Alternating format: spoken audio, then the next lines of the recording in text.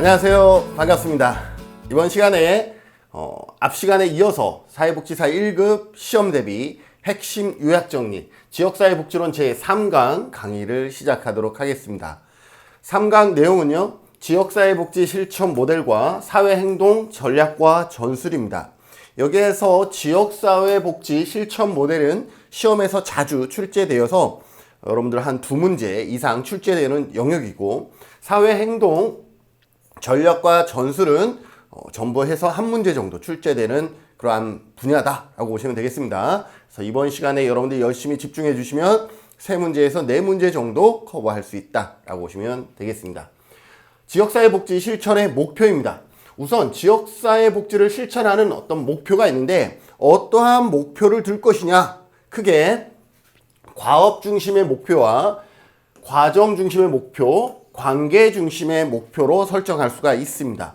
과업이라는 것은 어떠한 목표를 놓고 그 목표를 달성함을 목표로 하고 있다라는 거예요.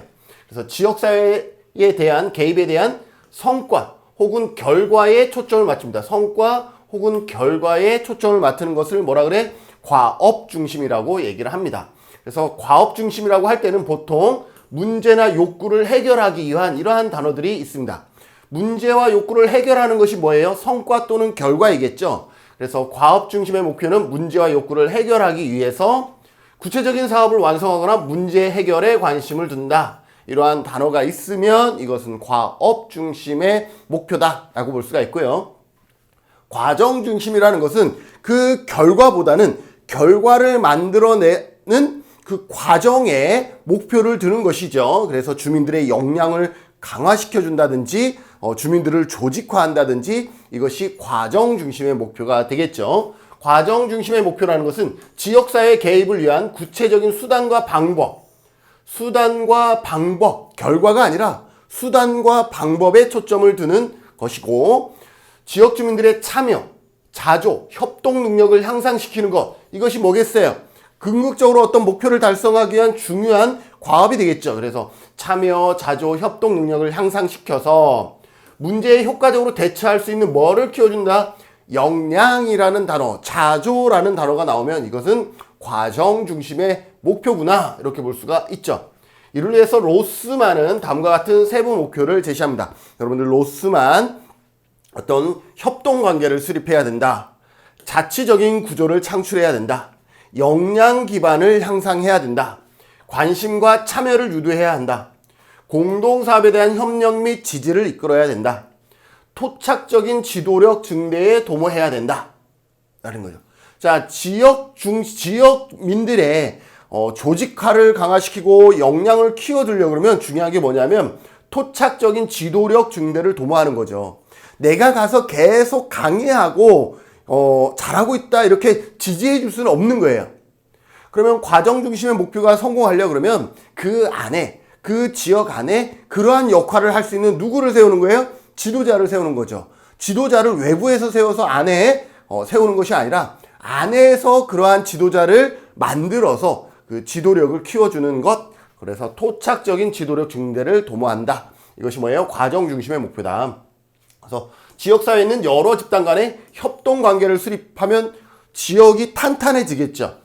지역사회 문제 해결을 위해서 자치적인 구조를 만들어내면 이럴 때는 어떻게 해야 되는지에 대한 어떤 조직 구조를 이미 만들어 놓아 있으면 탄탄하겠죠. 지역사회 문제를 해결하는 데 필요한 역량 기반을 향상한다. 그리고 지역사회 주민들로 하여금 지역사회 일에 관심과 참여를 유도한다. 그러면 지역에 어떤 문제가 발생하면 그 문제를 해결하기 위해서 적극적으로 어떻게 되겠어요? 이러한 협동관계라든지 자치적인 이러한 부분들이 바로바로 이루어지겠죠. 지역사회 공동사업에 대한 협력 및 지지를 이끌어내서 토착적인 지도자를 증대함으로 인해서 뭘 달성할 수 있어? 과정 중심의 목표, 즉 지역 주민들의 뭐예요? 역량을 키울 수가 있다라고 정의할 수가 있겠죠. 관계 중심이라는 것은 관계는 네트워크를 얘기하는 것이죠. 지역사회 집단들 간의 관계, 즉 관계를 잘하려면 뭐가 필요해요? 의사결정의 분배에 있어 변화를 추구해야 되는 거죠. 어떤 누군가로부터 집중적인 의사결정이 이루어지는 것이 아니라 어때요? 방대하게 같이 의사결정이 이루어지는 그러한 구조를 갖추면 좋겠죠. 지역사회 구성 요소 간의 사회관계에 있어서 변화를 시도하는데 중점을 두고 있다라는 거죠. 사회관계. 여기서 중요한 건 뭐예요? 관계라는 단어다라는 거죠. 의사결정이라는 단어 있죠. 그래서 의사결정이라든지 사회관계의 변화를 시도해서 같이, 관계 중심이라는 것은 같이 할 수 있는 그런 분위기들을 만들어내는 것이 관계 중심입니다. 여기서 특히 중요한 것은 과업 중심이냐 과정 중심이냐 특히 중요하다라고 볼 수가 있겠죠.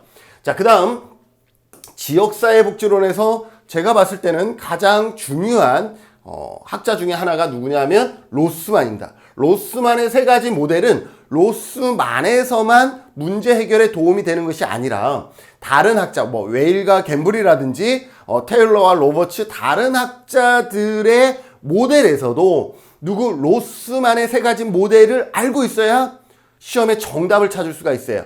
여러분들 다른 학자들은요 모델이요 5개의 모델, 8개의 모델을 가지고 있어서 그 학자들의 모델을 여러분들이 다 암기하기가 녹록치 않습니다. 그러면 어떻게 문제를 푸느냐? 그 8가지의 모델에서 다시 이거는 로스만의 모델에서 어떤 모델에 가깝지? 라고만 여러분들이 파악하시면 대부분의 정답은 로스만의 3가지 모델 안에서 정답을 만들어냅니다. 무슨 말이냐? 로스만의 3가지 모델은 지역사회, 개발 모델, 지역사회 계획 모델, 지역사회 행동 모델입니다. 그런데 지문들이 크게 여기냐 여기냐 여기냐에서 지문들이 보통 결정이 나요. 그러면 웨일과 캠블이라든지 로버츠와 테일러와 로버츠 모델은 여기에서 이렇게 파생이 되어지거든요. 그런데 이 자체를 알고 있느냐 모르고 있느냐를 물어보긴 하지만 결국은 이것이 지역사회 행동 모델이라는 것만 알아도 답을 찾을 수 있도록 배치를 합니다.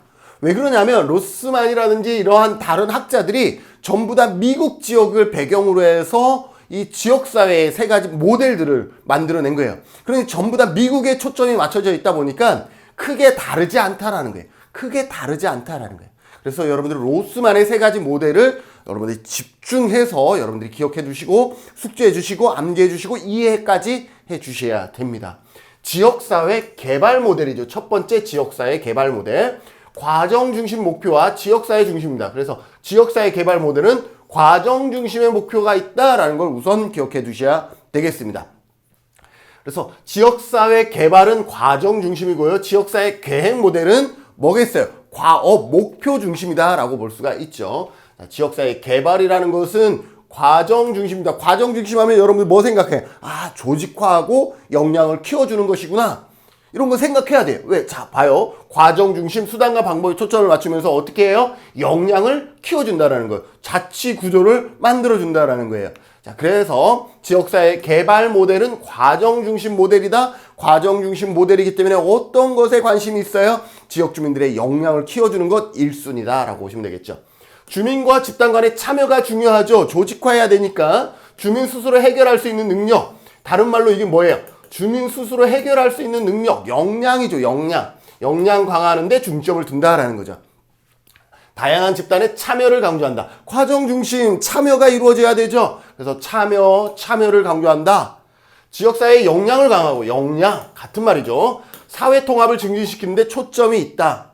주민들로 구성된 소집단의 변화의 매개체가 되며 근데 여기에서 요거는 반드시 별도로 별표. 왜냐하면 다른 얘기예요. 자, 봐봐요. 주민들로 구성된 소집단의 변화가 매개체가 되며 이때 소집단은 과업지향적인 성격을 띈다. 자, 과정 중심 지역사회 개발 모델을 하려 그러면 주민들로 구성된 소집단이 있겠죠. 그러면 이 소집단은 적어도 뭘 중심으로 해야 돼? 이 소집단만큼 뭔가를 이루고자 하는 과업지향적인 성격을 띈다라는 게 누구는 전반적인 지역사회 개발 모델은 과정 중심에 반드시 기억하세요. 과정이에요. 그러나 그 안에서 조직된 소집단은 그 안에서 어떤 조직이 구성됐어. 그럼 이 조직이 목적 없이 조직이 구성됐으면 어떻게 되겠어요?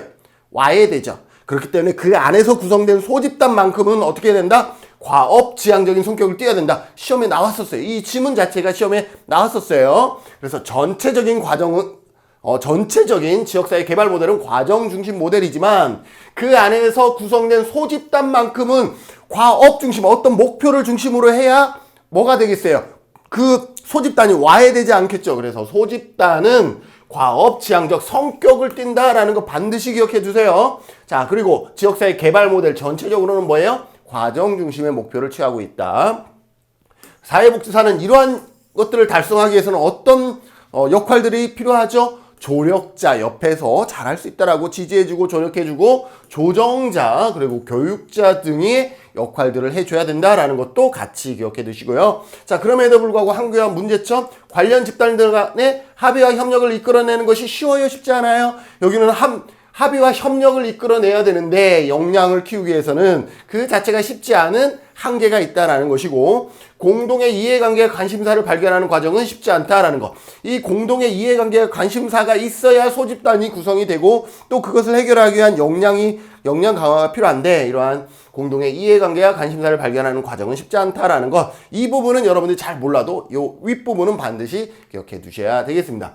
자, 지역사회 계획 모델입니다. 계획 모델. 로스만 세 글자리죠. 그래서 세 가지의 모델로 구성된다라고 보시면 되겠습니다. 여기서 예전에 시험에 로스가 세 가지 모델을 구성한다 그랬는데 아닙니다. 로스는 지역사회 개념에서 기능적인 지역사회와 지리적인 지역사회가 있다. 로스 두 글자니까 이 두 개를 구분했던 사람이 로스이고, 로스만은 지역사회 개발 모델, 지역사회 계획 모델, 지역사회 행동 모델, 이렇게 세 가지를 구분했던 학자이다라고 여러분들 기억해 두시면 좋겠습니다.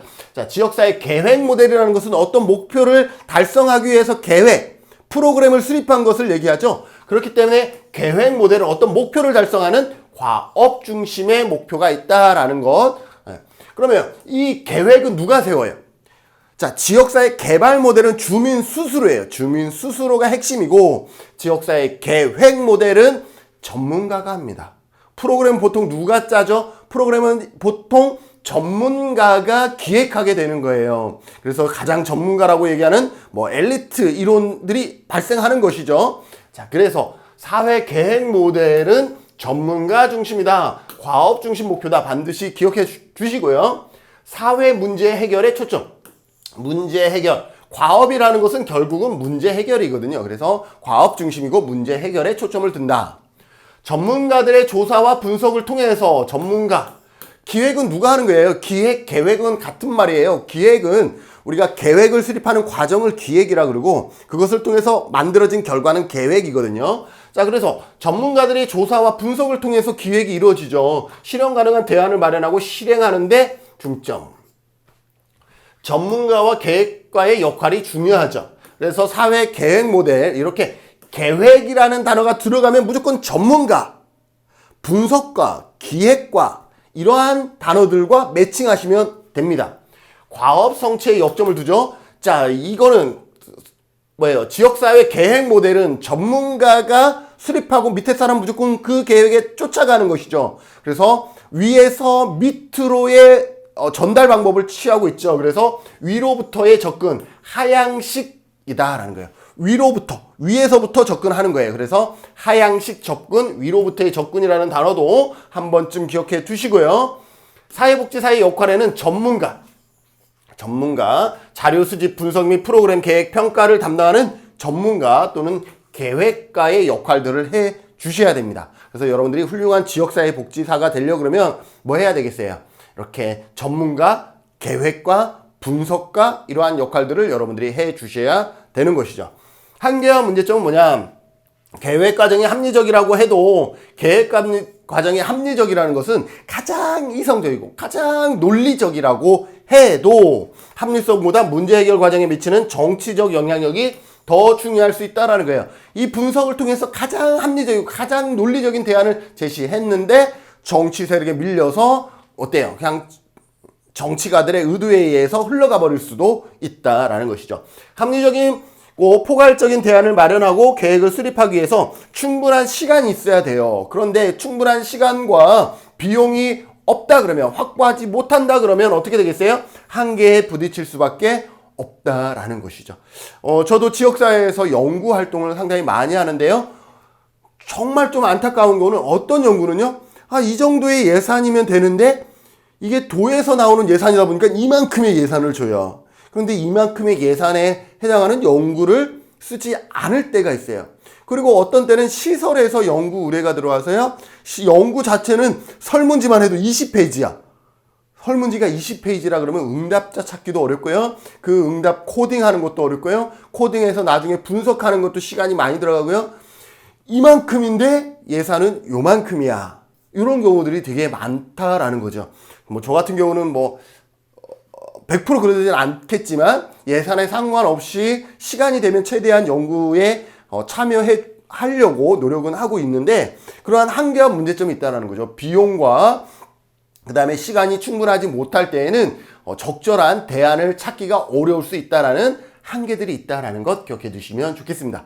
자, 로스만의 세 번째 모델은 지역사회 행동 모델입니다. 행동이라는 것은 같이 참여하는 거에 가장 적극적으로 개입하는 거죠. 지역사회, 전문가, 과업, 과정, 관계 중심 세 가지가 전부 다 들어갑니다.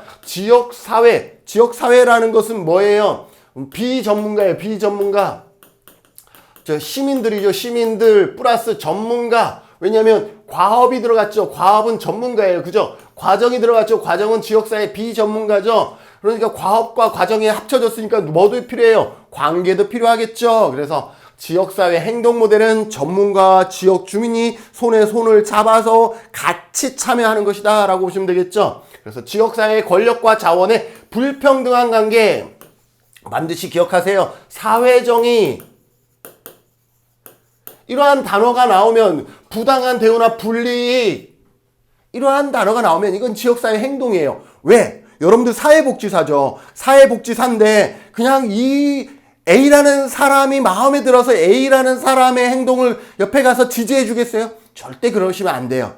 우리는 적어도 중립성을 지켜야 되잖아요. 그러면 A가 어떨 때는 A 편에 가서 우리가 같이 으쌰으쌰 할 수 있어요. A가 누가 봐도 불평등한 관계에 취해 있거나 누가 봐도 사회 정의에 어긋나거나 누가 봐도 부당한 대우나 불이익을 받고 있다 그러면 여러분들은 A 옆에 가서 서도 아무도 여러분들 비난하지 않습니다. 그러니까 단순히 편견에 의해서 A에 가면 안 되잖아요. 그렇기 때문에 사회 행동은 그러한 단순히 편견에 의해서 A에 가는 것이 아니라 그 A가 누가 봐도 불평등한 관계, 누가 봐도 사회적 정의에서 벗어나거나 누가 봐도 부당한 대우나 불이익을 받는다 그러면 우리 사회복지사는 어때요? 그 편에 가서 같이 힘을 실어줘야 되는 거죠. 그게 지역사회 행동 모델이다 라고 보시면 되겠습니다. 지역사회는 권력과 자원의 불평등한 관계가 존재한다. 갈등 이론적인 입장을 기반으로 한다. 이것도 기억해 두세요. 여러분들 우리 갈등 이론 배웠죠? 갈등 이론에서 뭐 배웠게요? 갈등 이론에서 이것은 지역사회 행동 모델과 연계된다 라고 들었죠? 그때는 갈등 이론에서 배웠으니 이제는 지역사회 행동 모델을 나왔으니까 지역사회 행동 모델은 누구와 갈등 이론적인 입장을 기반으로 한다? 이렇게 하면 그쪽에서도 얘가 맞고 이쪽에서도 걔가 맞는 거예요. 그래서 지역사회 행동 모델은 갈등 이론을 기반으로 한다라는 거 기억해 두시면 여러분들이 시험 풀 때 지문들이 가끔 이렇게 나옵니다. 그러니까 예를 들어서 옹호라는 것은 여기에 보시면 조직과 옹호자가 있죠. 옹호라는 단어가 나왔다는 것은 분명히 불평등하거나 부당한 대우나 사회정의가 나오면 옹호입니다. 그러면 이 옹호 기법을 쓸 때 어떤 갈등 이론적인 입장을 취한다. 이런 것들이 다 이렇게 다 매치가 됩니다. 그래서 여기 나온 단어들은 여러분 한꺼번에 스캔을 쫙 해주시면 좋겠습니다. 지역사회 집단들 간 논의와 합의를 통해서 결정하기 어려운 문제를 해결하는 데 적합한 모델이고 지역사회 기존 구조 일반적으로 기존 구조에 뭐가 생겨요? 갈등이 생기죠. 왜 갈등이 생겨요? 권력이 생기거나 이렇게 되면 갈등이 생기죠. 권력관계, 자원분배 등을 근본적으로 변화시키는 것. 그래서 기존 구조에 권력관계나 자원분배 문제가 생겨서 갈등이 생기면 그 갈등을 변화시키는 것. 구조를 변화시키는 목적이 있다는 거죠. 사회적으로 배제되고 억압받는 다 이러한 단어들이 들어가죠. 불평등, 부당한 배제되고 억압받는 집단을 조직화하는 것이 중요하다. 왜 조직화? 과업 중심이잖아요. 그러니까 조직화 들어가야 돼요. 권력과 자원을 가지고 있는 집단의 저항, 항의, 시위 등이 중요한 전략이다. 이거 왜요? 조직화는 과정 중심이고요. 저항, 항의 이거는 뭐예요? 과업을 달성하기 위해서 이것까지 필요하다. 하다라는 거죠. 단순히 조직하는 것에서 끝나는 것이 아니라 저항이나 항의나 시위를 통해서 과업 목표를 달성하는 데까지 중요하다라는 거죠. 이것은 밑에서 위로 올라가고 있죠. 그래서 아래로부터의 접근 상향식이다라고 볼 수가 있죠. 사회복지사의 역할은 조직과 행동을 이끌어내는 역할입니다. 조직. 이건 뭔가 잘못됐잖아. 이건 우리의 기존 구조가 잘못됐어라고 뭐 하는 거예요? 조직하는 거예요. 자, 조직한 다음에 이제 어떻게 해요? 옹호하는 거예요. 옹호는 그들의 편에 서는 거예요. 그들의 편에 서는 것. 자, 억압받는 집단의 권리를 옹호하는 것. 그들의 편에 서는 것. 행동은 뭐예요? 행동은 같이 참여하는 것. 자, 어디가 더 사회복지사의 역할이 더 강한 거예요? 행동이죠. 옹호는 그들의 편에 서서 같이 편에 서서 지지해 주는 거라 그러면 행동은 편에 서는 것뿐만 아니라 같이 피켓 들고 같이 나가서 이렇게 하는 거죠. 그래서 조직과 옹호자, 행동가로 갈수록 오히려 사회복지사의 참여 정도는 더 강화된다라고 보시면 되겠죠. 한계와 문제점, 가장 큰 한계와 문제점은 뭐예요? 폭력으로 확대될 수가 있다라는 거죠. 윤리적인 문제가 발생할 수 있다라는 거죠. 우리가 시위하다 보면 그렇게 되잖아요. 관련 집단들의 실제로 참여하는데 주재할 수 있다. 실제로 주민들이 가자 그랬는데 처음에는 어떻게 많이 참여할 의사가 있었는데 실제로 가자 그러니까 한두 명 빠져나가는 경우가 있죠. 그래서 실제로 참여하는데 주재할 수가 있고요. 참여하는 구성원들을 위험한 상황에 처하게 할 수가 있습니다. 지역 주민들을 오히려 위험한 상황에 노출시킬 수가 있어요. 그래서 지역사회복지사는 사회행동 모델에서 조심해야 되겠죠. 더불어서 윤리적인 차원에서 문제가 될 수도 있고 기본적으로 과업 목표와 과정 목표를 모두 중요시하지만 어떤 문제가 있어요? 과정 목표가 무시되는 경우가 있어요. 여러분들 행동할 때, 지역사회 행동할 때, 으쌰으쌰할 때 어떻게 돼요? 과정, 과업 다 중요하잖아요. 그런데 나중에 시간이 흐르다 보면 과정은 무시하고 과업, 뭔가 달성하기 위해서만 이렇게 행동을 하고 이런 경우들이 발생할 수 있다라는 것이죠. 자, 이번에는 웨일과 갬블입니다. 로스만은 몇 가지 모델 배웠죠? 로스만 3가지 모델 완벽하게 암기하셔야 됩니다. 이해하셔야 돼요. 자, 웨일과 갬블은 8가지 모델을 제시하고 있습니다. 지역사회복지 실천 모델을 8가지 유형으로 분류하고 특성에 따라서 크게 4가지로 다시 재분류할 수가 있는데요. 이렇게 조직화, 근린 지역사회 조직 모델과 기능적 지역사회 조직 모델, 그 다음에 지역사회 경제 개발이죠. 개발. 그러니 어떻게 보면 크게 보면 이 3가지는 로스만의 뭐예요? 지역사회 개발 모델이죠. 개발. 조직하고 또 개발하고 있으니까 여기도 개발이에요. 여기 보면 프로그램 개발과 지역사회 연계 모델과 사회 계획 모델은 지역사회 계획 모델이에요. 계획 모델. 자, 여기는 사회 계획이라는 단어가 들어갔으니까 계획이죠. 프로그램 개발. 여기에서 하는 거, 계획 모델에서 하는 거 뭐였어요? 프로그램을 계획하는 거였죠. 그래서 프로그램 개발 역시 여기에 해당되는 거죠. 계획 모델에서 뭐 하는 거예요? 프로그램 개발하고 하는 일이죠. 그래서 여기고요. 그 다음에 정치, 사회, 행동 모델 있죠? 연대, 연합하는 거. 그리고 사회 운동. 이거는 뭐가 되겠어요? 지역사회 행동입니다. 그래서 여러분들이 먼저 기억할 것은 뭐냐면 이러한 단어가 나오면 이건 로스만의 지역사회 개발 모델에 가깝고 프로그램 개발하니까 이거는 계획이에요. 그리고 여기도 계획이 들어갔기 때문에 이거는 계획 모델이에요. 정치사회 행동 들어갔으니까 이건 행동 모델이에요. 연대 활동도 이거는 같이 뭔가 끈끈하게 이렇게 묶는 거기 때문에 얘도 행동이에요. 운동도 행동이죠. 그래서 지역사회 행동 이렇게 크게 나누기만 해도 여러분들 답을 이미 70%, 요 내용을 몰라도 이 모델이 여기에 해당된다는 거 알아도 이미 70%는 맞추고 넘어갈 수가 있습니다. 자, 그러면 그 안에 세부적인 내용들을 추가로 좀 더 확보해 보겠습니다. 근린 지역사회 조직 모델은요, 시험에 어떻게 나왔냐면 지문이 이렇게 나왔어요. 지리적으로 가까운 지역사회 조직화에 초점을 둔다. 근린이라는 건 뭐예요? 근린 지역, 가까운 지역이죠.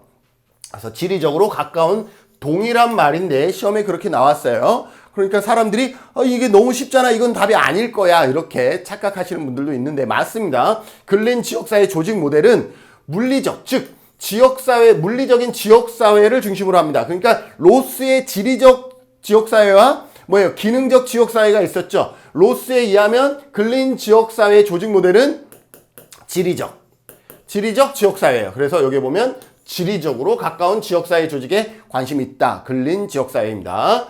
변화를 위한 표적체계는 지방행정. 왜냐하면 뭐예요? 뭐를 중심으로 하고 있어요? 지역사회. 지리적인 지역사회를 근간으로 하고 있기 때문에 지방정부라든지 외부개발자, 지역사회, 주민 등이 표적체계가 되는 거예요.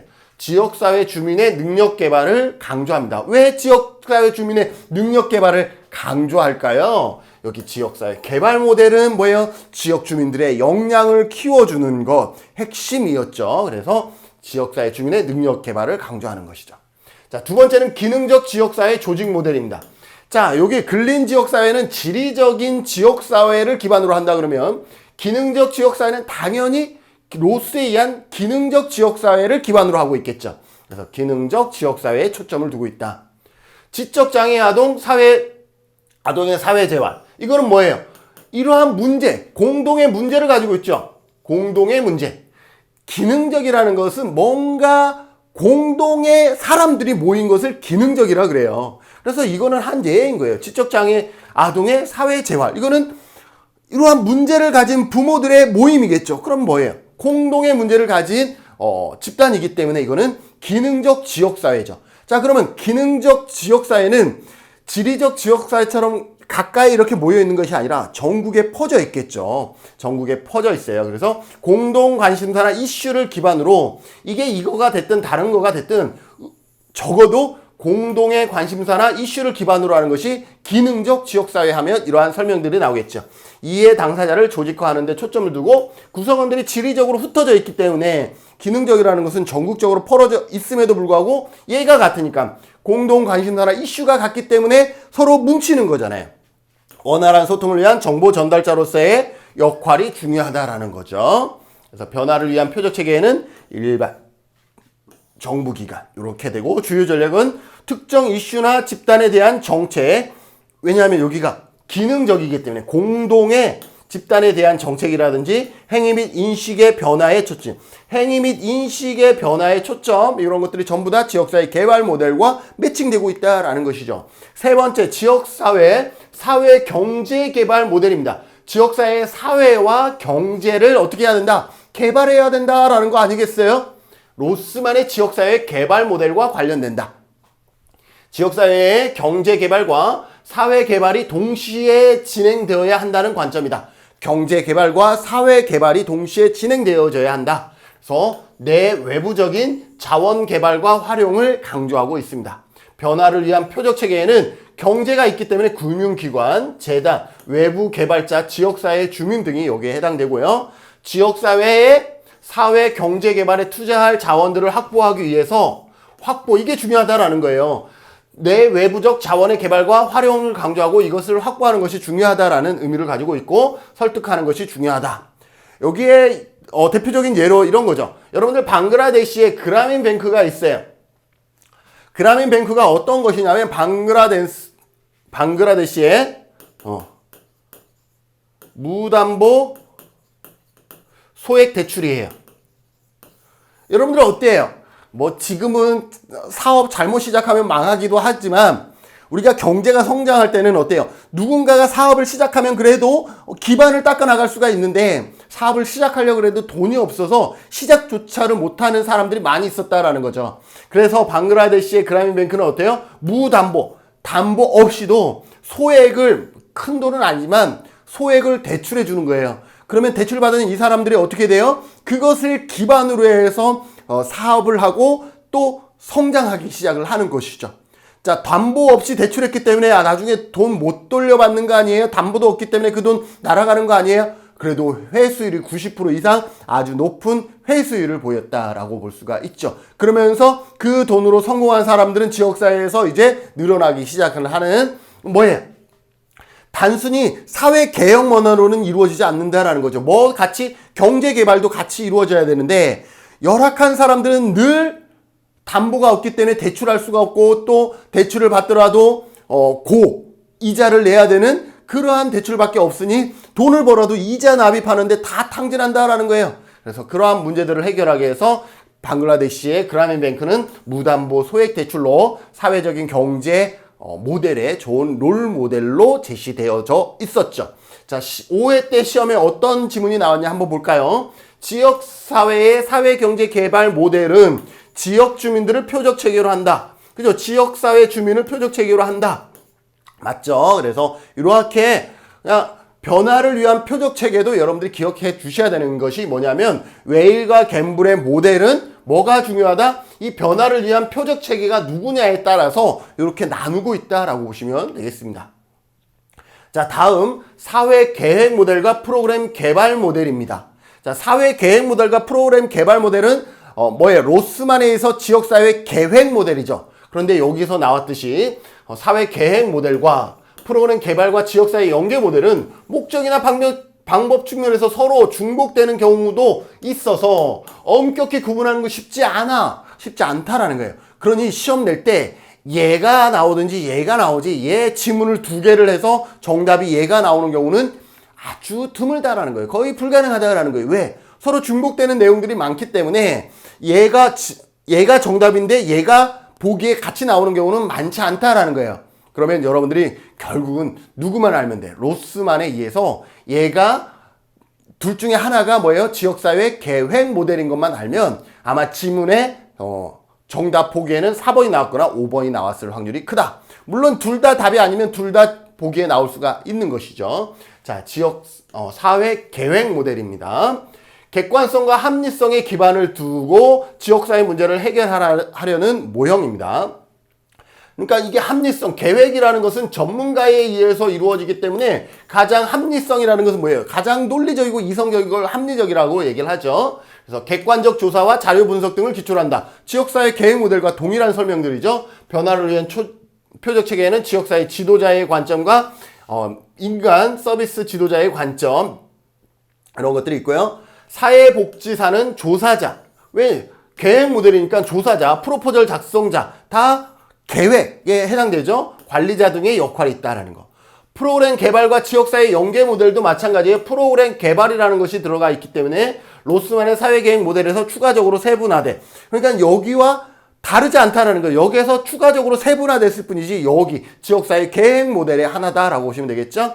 지역사회에 연계된 다양한 수준의 프로그램을 개발하고 확대하는 것이다. 다양한 프로그램을 개발하고 확대하는 것. 여기는 뭐에 초점이 맞춰져 있어요? 어떤 객관성, 그죠? 객관적 조사 자료의 분석. 그러니까 객관성이나 분석에 맞춰져 있다 하면 여기는 프로그램 개발에 좀 더 설명이 많이 되어 있다.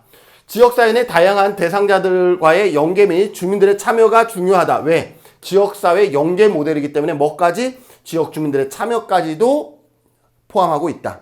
표적 체계는 프로그램 개발에 재정을 지원하는 사람과 프로그램을 이용하는 수혜자 등이 표적 체계가 될 수 있고 마찬가지 대변가, 계획과 관리자, 프로포절 제안자.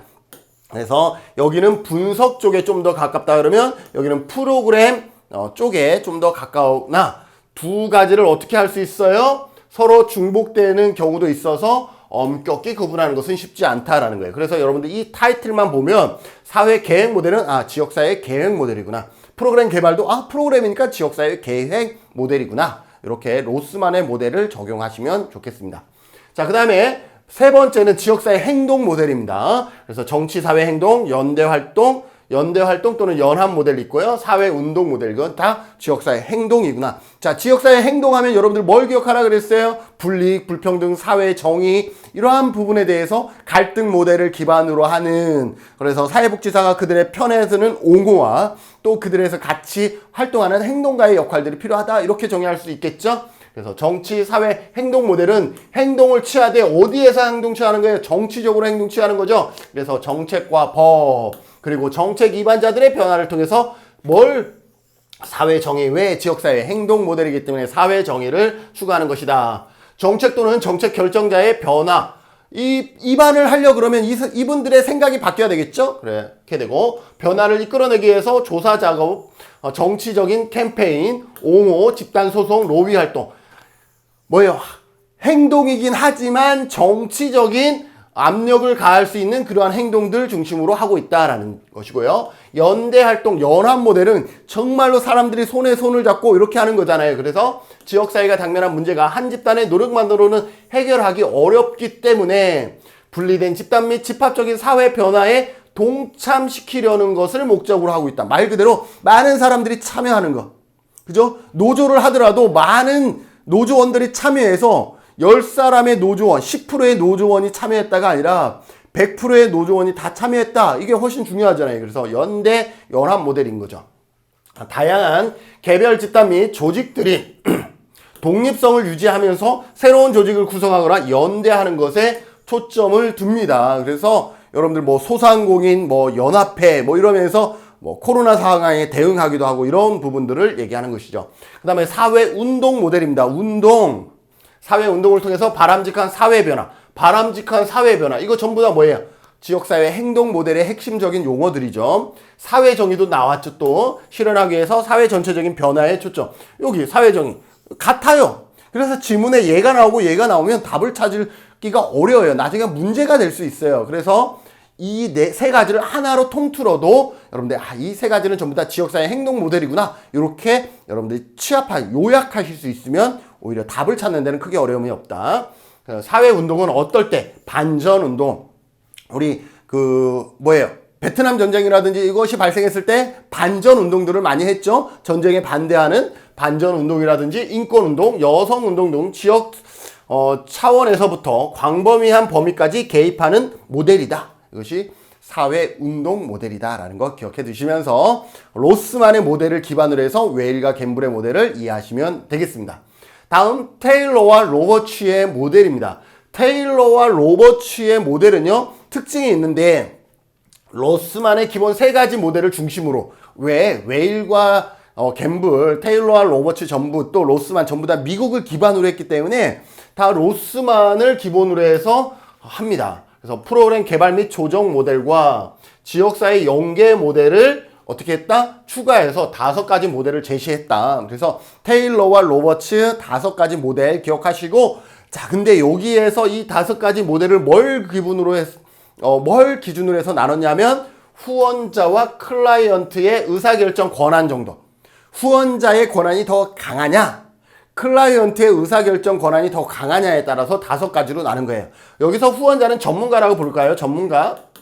자, 전문가의 의사결정 정도가 강하냐? 클라이언트, 지역 주민의 의사결정 참여가 더 강하냐? 이것에 따라서 나누어졌어요.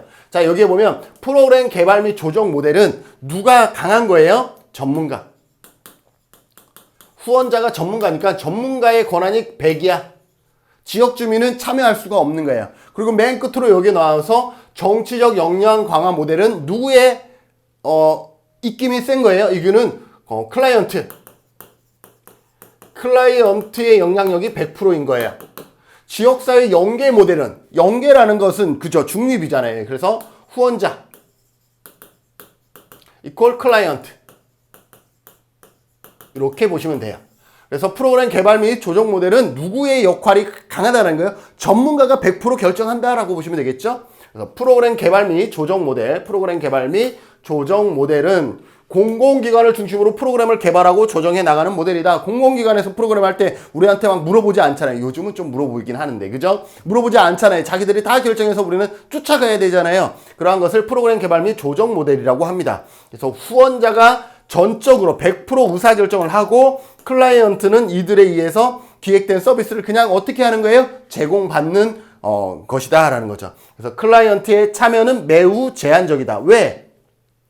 이 프로그램 개발 및 조정 모델 자체가 뭐예요? 후원자의 권한이 강하기 때문에 반대로 얘기하면 클라이언트의 참여는 매우 제한적이다 라고 얘기할 수가 있겠죠. 두 번째, 계획 모델입니다. 계획도 전문가의 역할이 되게 중요하잖아요. 그죠? 프로그램 자가 들어가거나 계획이 들어가면 무조건 전문가의 역할이 중요한 거예요.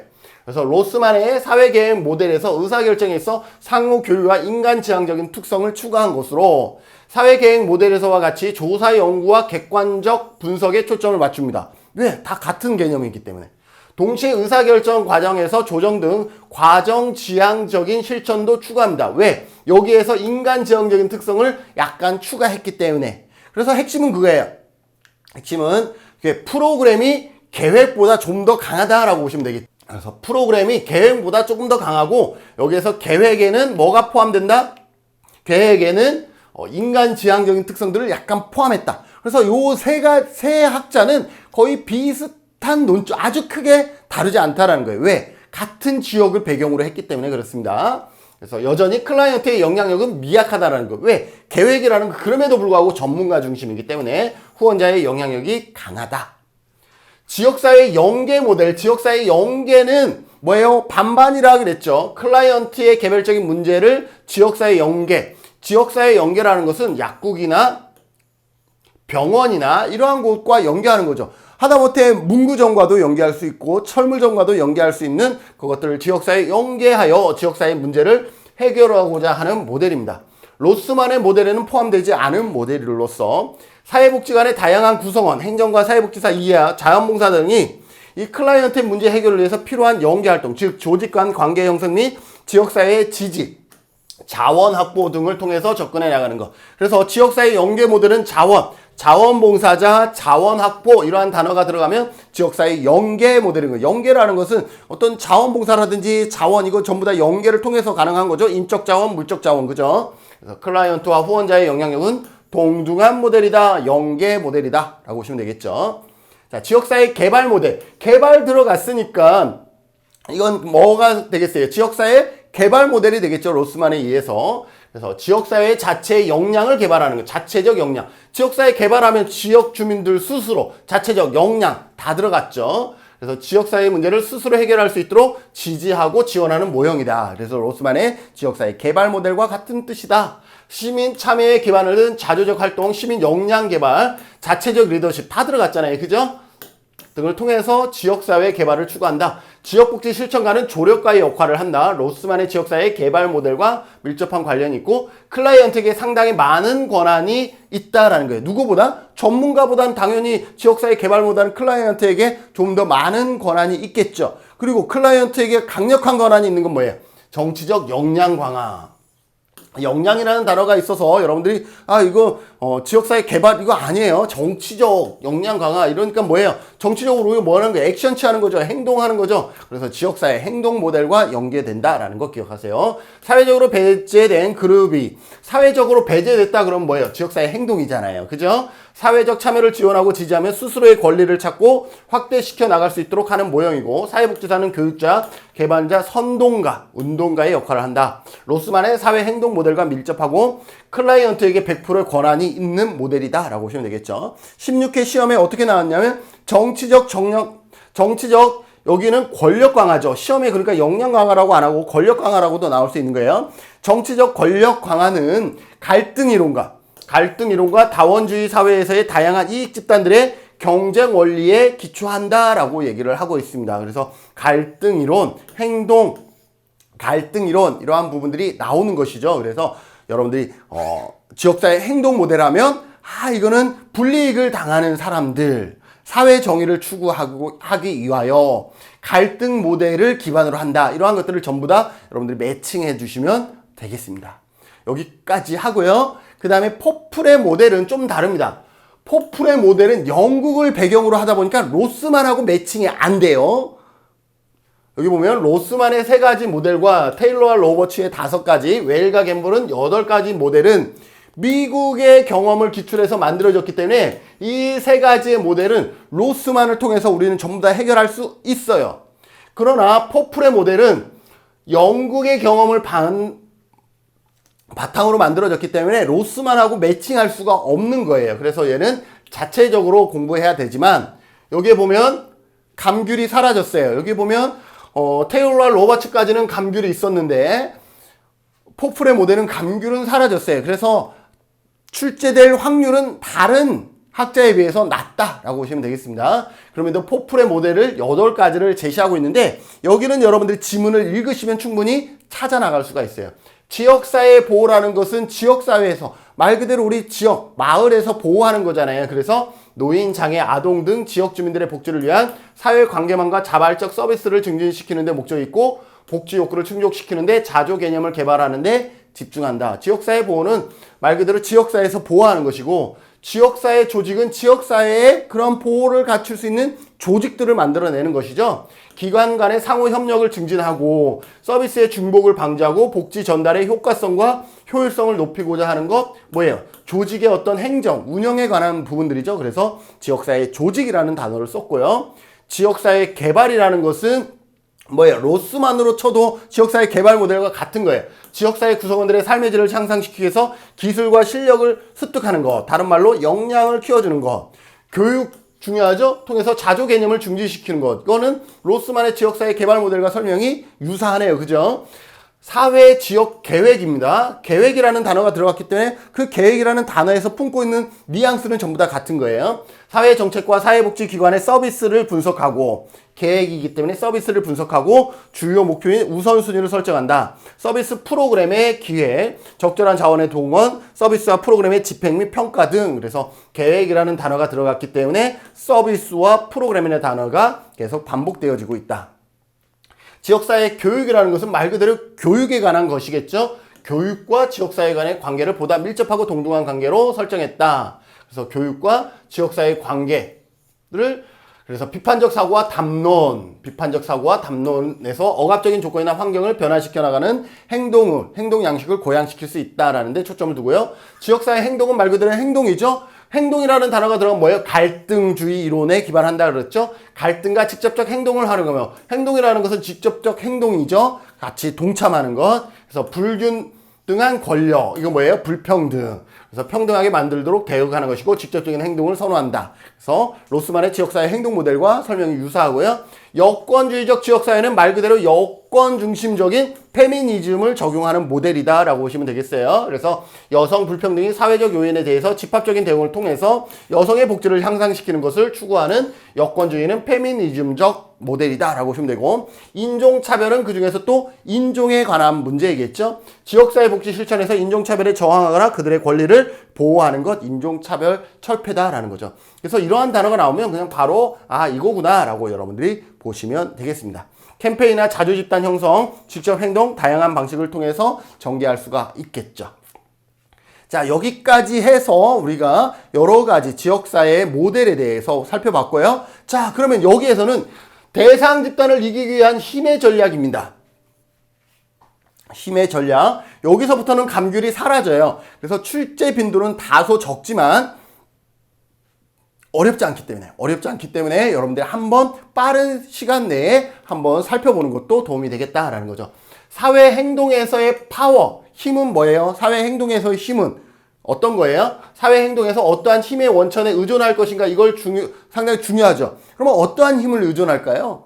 그죠? 조직력을 의존할 수도 있고요. 어떤 정치 세력을 의존할 수도 있고요. 상대방의 약점을 의존할 수도 있고 다양한 방법이 있겠죠. 그래서 힘의 전략이라는 것은 상대방의 힘을 약화시키거나 또 유리한 방향으로 활용하는 것도 힘의 전략이다라고 얘기를 할 수 있죠. 힘의 원천은 정보력.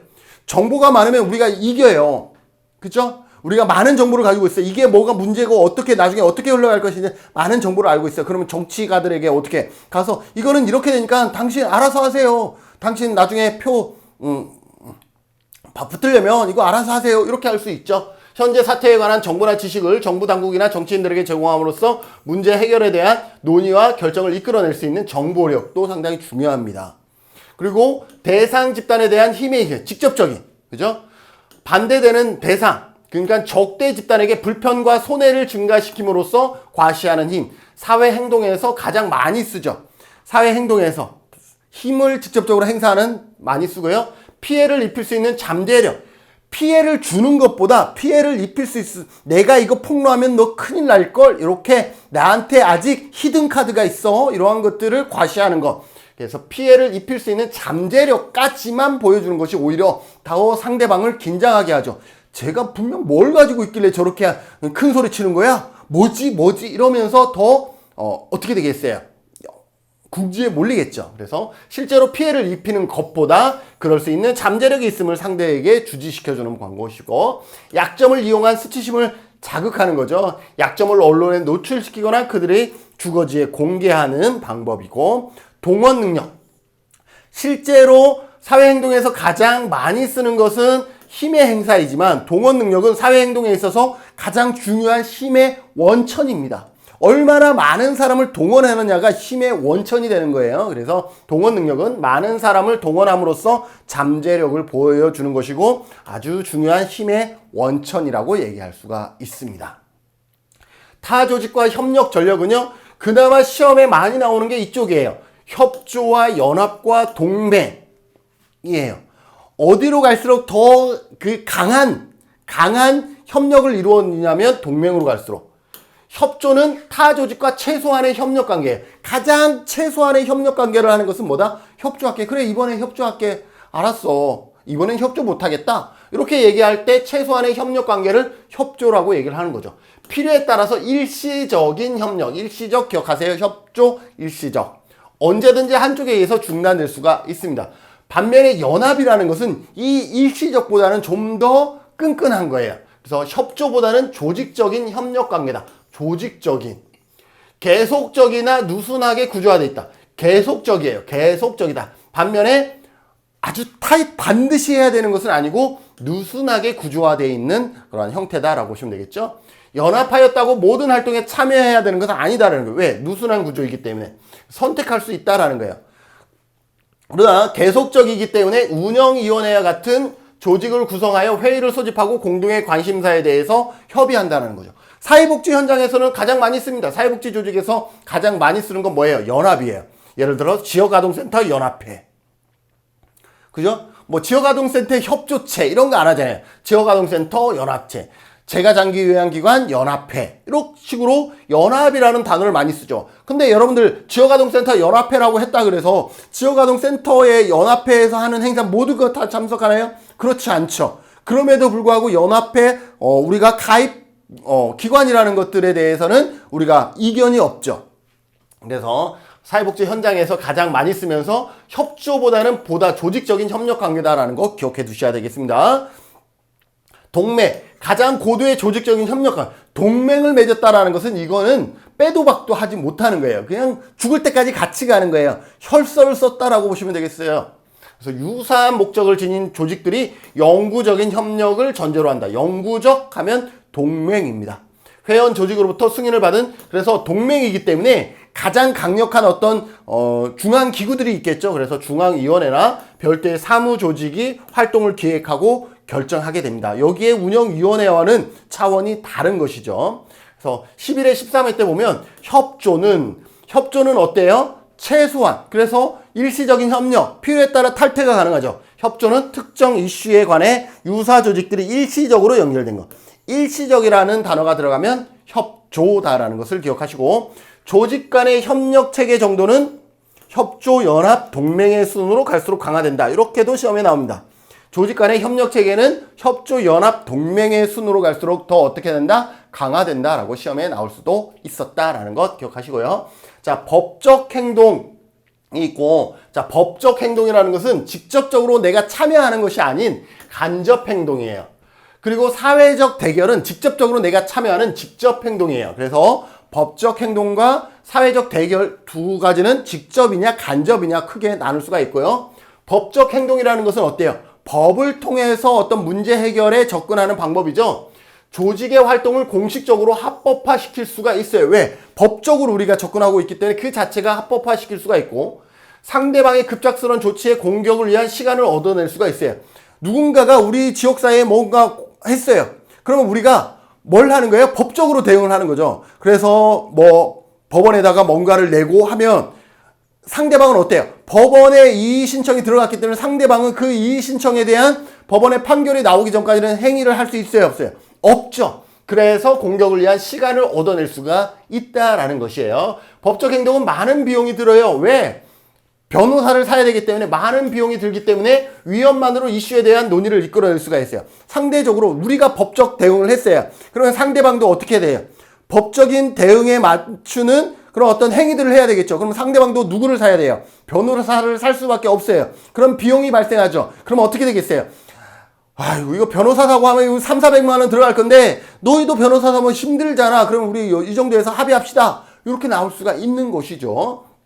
법적 행동 활용의 문제점. 그럼에도 불구하고 우리가 법적 대응을 하려고 그러면 시간과 돈이 많이 들어가고요. 이건 직접 참여하는 것이 아니라 법적으로 하기 때문에 승리가 잠정적일 수가 있어요. 법은 또 바뀔 수가 있는 것이죠. 그리고 많은 시일이 걸리기 때문에 주민 조직의 회원들이 지루하게 만들어요. 우리가 어떤 의의 신청을 하면 이게 바로 내일 판결이 이루어지고 이거 아니잖아요. 6개월 후에 하겠습니다. 1년 후에 하겠습니다. 이러면 지역 주민들은 1년 동안 다른 생각하면서 살아가다 보니까 이 안건에 대해서는 이제 지루함을 느끼게 되는 것이죠. 변호사와 같은 전문가에게 의존해야 되기 때문에 주민들이 직접 하는 게 할 수 있는 게 거의 없어요. 그러다 보니까 주민 조직의 성취감이 상실될 수가 있고 소송을 통해 권리를 받았음에도 불구하고 실질적인 효과나 현실적인 이득도 없을 수도 있다. 그래서 법적 행동의 문제점도 여러분들 기억해 두시고요. 11회 실험에서는 법적 행동은 정책의 결정 및 실행 과정에 영향을 행사하는 것이다 라고 했습니다. 법적 행동은 어떤 거예요? 정책. 법이기 때문에 정책의 결정 및 실행 과정에 영향을 미치는 것은 뭐다? 법적 행동이다 라고 보시면 되겠습니다. 법적 행동은 뭐다? 간접 행동에 해당한다라는 거 기억해 두시고요. 자, 사회적 대결은 직접 행동입니다. 직접적으로 참여하는 것이죠. 사회적 대결의 내용과 성격, 정부나 기업이 그들의 문제의 제기를 듣고 문제 해결을 위해서 노력할 것을 요구하는 힘을 사용하는 전술로서 참여하는 사람들의 수와 결정의 정도가 중요하다. 얼마나 많은 사람이 모였느냐. 이런 직접 행동에서는 이런 사람들의 수가 중요하다라고 볼 수가 있고요. 로비 활동과 같은 온당하고 간접적인 방법이 효과를 거두지 못할 때 우리는 하는 거예요. 우리는 정상적인 어떤 절차를 밟았음에도 불구하고 그 효과를 거두지 못했을 때 이제는 뭐 하는 거예요? 직접적인 행동을 하는 것이죠. 그래서 표적에 대하여 직접적인 타격을 가하는 동시에 사회행동 조직의 내부적 결속력. 상대방에게는 타격을 가하면서 우리는 결속력을 구축해 나가는 것을 직접 행동의 어떤 수단과 목표라고 할 수가 있겠죠. 사회적 대결의 유형에는 시위, 교육, 불평, 경제 전술들이 있겠죠. 시위라는 것은 행진, 집회, 피켓팅, 농성 같은 경우가 있고 교육 홍보라는 것은 공청회, 대중매체의 광고, 불평 전술은 청원 등이 있고 경제 전술은 불매운동이라든지 파업 이러한 부분들이 여기에 해당된다. 그래서 이 부분도 여러분들이 한번 기억해 두시면 좋겠습니다. 사회적 대결, 직접 행동에서 알린스킨의 전술 지침 그냥 가볍게 한번 보시죠. 내부로부터 지지를 받아야 되겠죠. 그래야 조직이 더 결속력이 강화가 되니까요. 갖고 있는 힘을 과시할 수 있도록 해야 되고요. 상대방의 허점을 조롱하는 것도 힘의 전술 맞습니다. 기억하세요? 이것도 지문 시험에 나왔었죠. 상대의 조직 허점을 조롱하는 방식으로 공격을 진행할 수도 있다라는 것. 항의 활동을 지속적으로 전개해야지 한 번 하고 끝나면 아이고 벌써 지쳤나? 이렇게 하면서 상대방은 더 기세가 더 세지겠죠. 그렇기 때문에 지속적으로 아직도야 쟤네들은 뭐 언제까지 이럴 거야? 이렇게 느낄 수 있도록 지속적으로 전개해야 되고요. 제도와 싸우는 것보다 항상 큰 것과 싸우면은 이기기가 어려워요. 그래서 그 안에 작은 부분과 싸워야 돼요. 그래서 제도와 싸우는 것보다 제도 속에 일하는 특정 개인을 공격 대상으로 삼는다. 뭐 이렇게 하면 뭐라고 할지 모르겠지만 우리가 의료사고도 있잖아요. 병원에 의료사고를 제기하면요 진로 확률이 커요. 왜냐하면 병원은 막강한 변호사라든지 이러한 사람들이 백그라운드가 있어요. 그렇기 때문에 병원이 아니라 의사 개인을 상대로 의료사고를 한다든지 이렇게 했을 때 더 승산이 높다라고 얘기를 하더라고요. 그래서 그런 거와 유사한 개념이다라고 보시면 되고 상대방이 실수를 범할 때까지 기다려야 돼요. 우리가 지속적으로 기다려야 돼요. 상대방이 어떻게 대응할지 예상해야 된다라는 거죠. 가끔 예상 없이 나는 이 정도의 아주 히든 카드가 있어 그러면서 히든 카드를 펑펑 날리는 사람이 있는데 펑펑 날리면 그 히든 카드는 사라지는 거예요. 이걸 했을 때 상대방이 어떤 대응, 어떤 반응을 할까? 이것들을 예상한 다음에 히든 카드를 보여주든지 이렇게 해야 되는 것이죠. 그래서 상대방의 대응을 예측할 수 있어야만이 우리는 궁극적으로 어떻게 사회적 대결에서 승리할 수 있다라고 보시면 되겠습니다.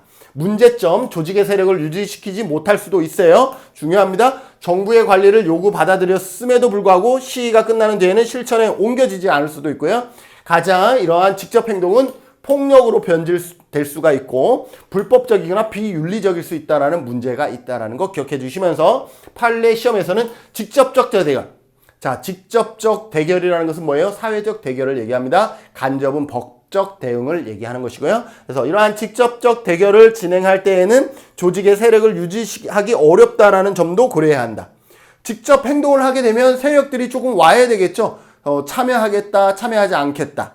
이렇게 노조들이 그렇잖아요. 어떤 것들을 하려고 그러니까 노조의 참여율이 뭐 80%다 이러면 많이 참여했구나 그러지만 가끔은 50%도 안 되는 경우들이 많잖아요. 이처럼 세력을 유지하기 어렵다는 점도 고려해야 된다라고 보시면 되겠습니다. 자, 맨 마지막 프로이트가 제시한 협상 기술 하면서 마무리하겠습니다. 협상의 시한을 들 것, 요거는 간단하게 이해하시면 되겠죠? 협상할 때 반드시 시한, 언제까지? 너 언제까지 이거 결정해? 요구하는 입장을 확고, 우리가 원하는 건 A, B야. 언제 어떻게 양보할지를 배워야 된다. 그래? 알았어. B는 그러면 50%는 우리가 양보할게. 상대방의 제안에 신중하게 대응해야 된다. 우리 A 플러스 줄 건데? 그러면 오케이 A 플러스 좋아 이거라도 얻으면 얼마야? 이게 아니라 이것이 정말로 궁극적으로 우리가 요구하는 것에 목적을 달성했느냐 이런 것들을 여러분들이 잘 기억해 두셔야 되고 협상이 끊기지 않고 계속 진행되도록 한다. 그럼 너희들하고 이제 다시는 안 만나 이렇게 하면 절대 안 됩니다. 그거는 협상의 기본 원칙에서 위배되는 거예요. 그래요? 그러면 우리 한 3주에 다시 만나서 최종 한번 다시 얘기해 봅시다. 이렇게 하는 거예요. 중재자의 개입 여부를 고려한다. 고려하는 것이지 이것도 시험에 나왔었어요. 반드시 필요하다. 반드시 중재자가 요구된다. X. 반드시 중재자가 필요한 거 아니에요.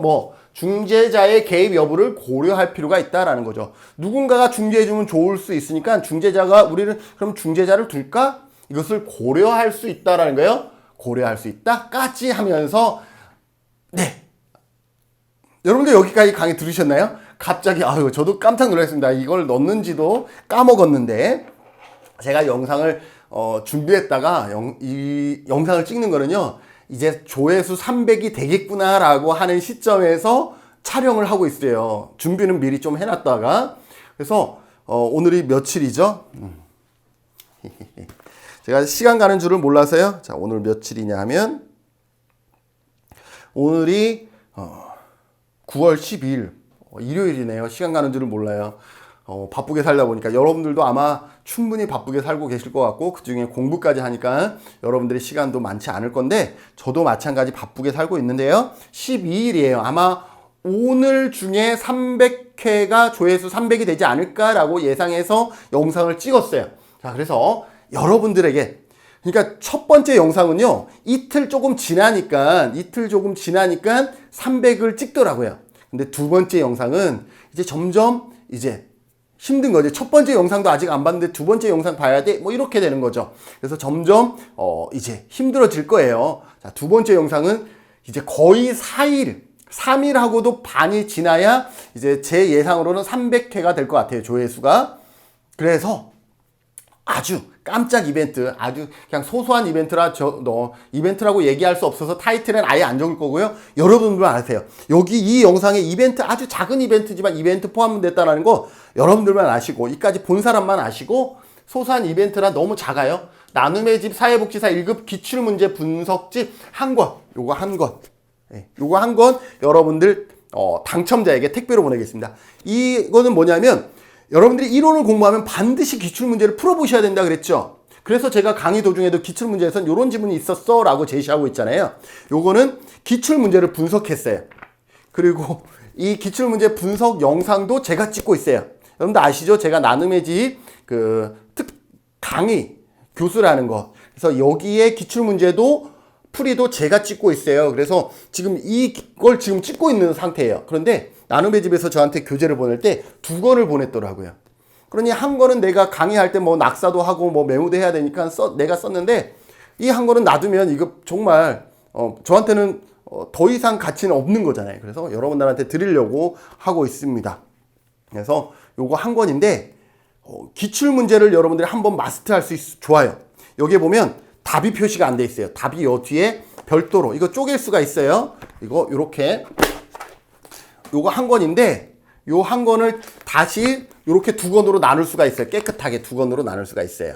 그래서 얘와 얘가 있는데 여기에는 답이 없고 여기에 보면 답과 설명이 되어 있는데 이 답과 설명 안 보셔도 제가 여러분들 영상을 또 볼 수가 있어요. 영상을 보면서 하시면 훨씬 좋아요. 왜? 김준은 교수가 아무래도 문제 풀이할 때 딱 그 정답만 얘기했겠어요? 아니죠. 왜 이게 정답인지에 대해서 설명을 했겠죠. 그래서 요 한 권이 여유로 2권을 보내주셔서 한 권을 제가 깜짝 이벤트로 하겠습니다. 여러분들 얘기하지 마세요. 그런데 여러분들이 어떻게 응모하느냐 이게 중요하잖아요. 그래서 응모 방법, 본 영상 댓글에 자신이 좋아하는 동물, 고슴도치, 고양이, 개, 멍멍이 아무거나 좋아요. 그냥 댓글에다가 뭐 보통 여러분들 열심히 하겠습니다. 오늘도 열정 파이팅입니다. 뭐 이런 댓글 남기잖아요. 그 댓글에 이렇게 동물 이름 하나만 그냥 집어넣으세요. 그러면 제가 뭐 댓글이 뭐 수천 개가 되는 게 아니기 때문에 여러분들 제가 파악하겠습니다. 그리고 응모 마감 며칠 안 돼요. 딱 이틀. 9월 15일 자정까지. 아주 간단하죠? 그래서 딱 이틀만 여러분들이 이 영상을 여기까지 본 사람에 한해서만 아마 응모가 되겠죠. 여러분들이 여기까지 봤다 그러면 적어도 당첨 확률은 조금 더 높아지겠죠? 그래서 하시고 당첨자는 16일 본 영상에 댓글로 발표합니다. 그냥 요거 어떻게 뭐 추첨 과정 이런 것들 영상 찍지 않고요. 이게 한 권이고 그러다 보니까 그냥 소소한 이벤트니까 바로 댓글로 누구님 당첨되셨습니다. 이렇게 남길게요. 그런데 이때 추첨을 하려고 그러면 요때가 추석 아마 택배 마감일 거예요. 그래서 조금 안타깝지만 택배는 추석 연휴가 끝난 다음에 택배가 가능한 날 바로 발송해 드리겠습니다. 그러면 이것을 보시면 여러분들이 기출문제, 여러분들 이론 열심히 했기 때문에 기출문제를 풀어보면서 이제 기출문제에 김준은 교수가 해설까지 여기에 영상을 볼 수가 있으니까 하면 여러분들 좀 더 좀 탄탄하게 마무리가 될 수 있을 것입니다.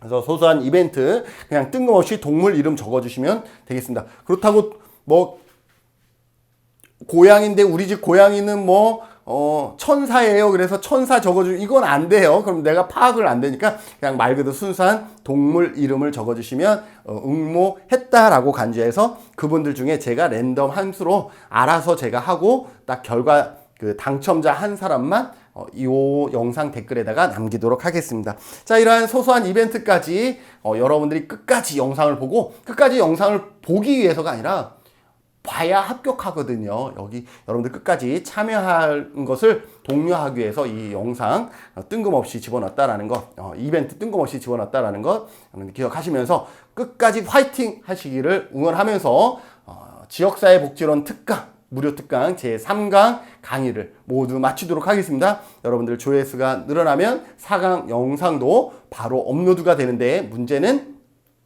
2주 안에 업로드가 되지 않으면 지역사회복지로는 이제 막을 내린다 라는 것. 여러분들 2주 안에 모든 영상이 업로드되도록 조회수를 늘려주지 않으면 저는 우리가 이게 미션 무료 영상이기 때문에 미션 달성을 하지 못한 거기까지 달성한 데까지만 지역사회복지론 영상을 업로드하도록 하겠습니다. 그건 여러분들과 저와의 미션 약속이기 때문에 지키도록 하고요.